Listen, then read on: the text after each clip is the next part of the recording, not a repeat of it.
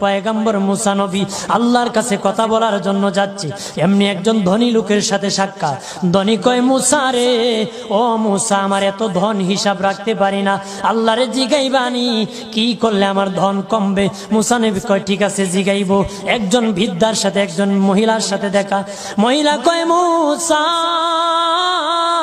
কই যাও,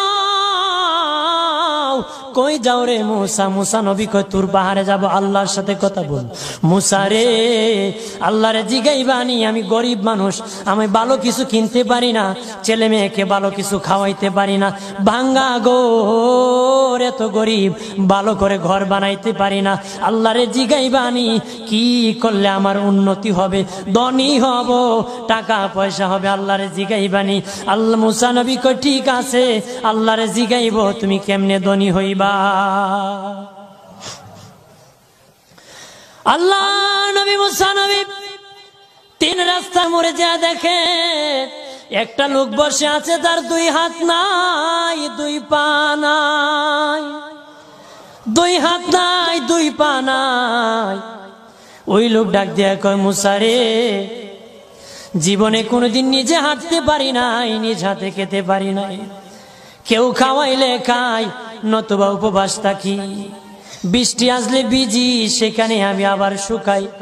ও মুসা, জীবনে কোনো কাজে দুনিয়ার লাগি নাই, আল্লাহরে জিগাইবানি কোন কারণে আমারে বানাইছে?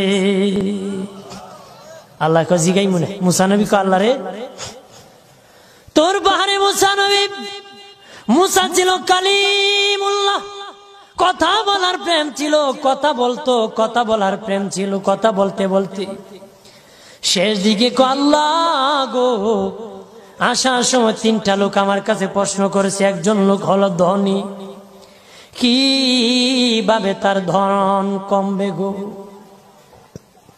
আল্লাহ বলেন, মুসা রে, তারে জানায়া দাও, যাকাত দেওয়া যেন বন্ধ করে দে, শুকরিয়া আদায় করা যেন বন্ধ করে দে, তাহলে আমি প্রভু আল্লাহ সুবহানাহু ওয়া তাআলা তার ধন কমায়া দিব।